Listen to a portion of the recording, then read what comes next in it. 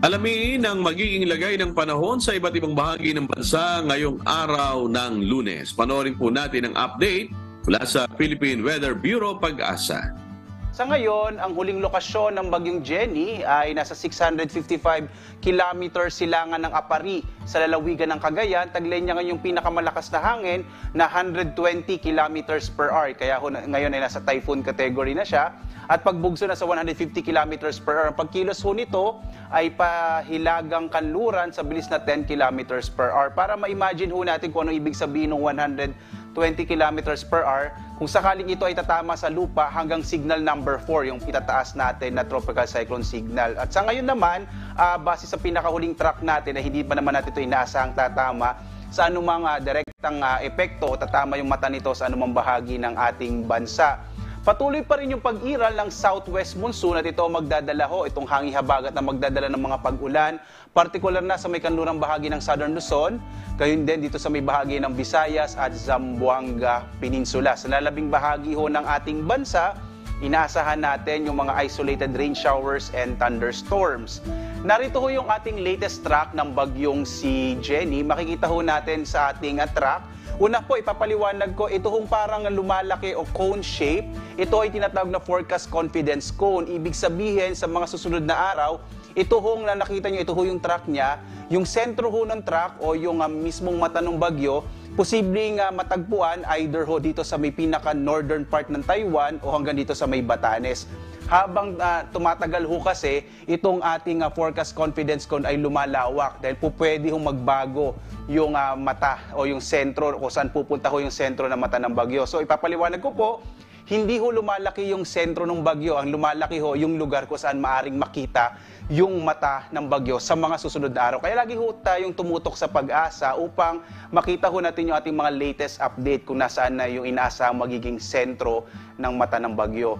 Mamayang hapon nga ho, inaasahan natin nasa 580 kilometers na ho silangan ng Akalayan, habang bukas sa 420 kilometers silangan ng Basco yung sentro ng mata ng bagyo, at 330 kilometers naman pag-araw ho ng Martes yung sentro ng mata ng bagyo. Sa ngayon nga, hindi pa natin nakikita or maliit ho yung chance sa ngayon na tumama sa kalupaan ng Batanes, maliban na lamang kung ito ay kikilos ho patimog.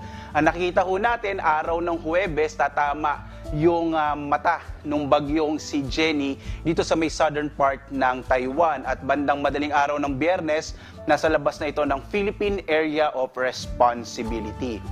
At sa ngayon nga, dahil ho sa bagyong Jenny, inaasahan naman natin o nagtaas ho tayo ng tropical cyclone wind signal. Ito yung hangin na maaaring asahan, partikular na di sa may bahagi ng Batanes, Babuyan Islands, silangang bahagi ng mainland Cagayan, mga bayan ho yan ng Santa Ana, Gonzaga, Bugay, Santa Teresita, Lalo, Bagao, Gataran at Peña Blanca. Gayon din ho sa silangang bahagi ng Isabela, Maconacon, Dibilacan at Palanan. Kapag may tropical cyclone wind signal number 1 tayo, hanggang sa susunod na 36 na oras, ay maaari tayong makaranas ng mga malalakas na hangin, posible din medyo maulap ang kalangitan at may chance din ng mga pag-ulan. Pero po, posible rin naman na medyo maaraw pa yung panahon dahil nga mangyayari pa lamang, kaya ho siya tinawag na warning. So sa mga lugar ho na ito, wag ho kayong magulat kung hindi pa ganun kalakas yung hangin kasi mararanasan pa lamang siya. Kaya dapat maghanda po tayo sa mga sandaling ito na kung saan nga maaring makaapekto itong bagyong Jenny, particular na sa extreme northern Luzon. Nagtaas din ho tayo ng gale warning dito sa may Batanes at Babuyan Islands. Inaasahan kasi natin na magiging maaari yung karagatan habang papalapit itong bagyong Jenny. Papalapit ho dito sa may extreme northern Luzon. Delikado pong maglayag yung mga maliit na sakyang pandagat at maliliit na mga bangka dito sa bahaging ng ating bansa sa may extreme northern Luzon, dulot nga ng malalakas na pag-alo ng karagatan. Samantala ho, patuloy tayong nagpapaalaala na lagi po tayong tumutok sa mga update ng Pag-asa. Naglalabas po tayo ng Tropical Cyclone Bulletin every 6 hours. Susunod every 6 hours. So mamayang alas 11, meron tayong another update at yung mga weather advisories para sa habagat. Maglalabas po tayo mamayang alas 5 ng hapon. Samantala ho, or mamaya pong alas 11 ng umaga, meron po tayong weather advisories at meron din tayong mga thunderstorm advisory at heavy rainfall warning na ipinalalabas ng ating iba't ibang mga regional services division. Dito nyo malalaman kung saan magkakaroon ng mga thunderstorms, gaano katagal at gaano kalawak.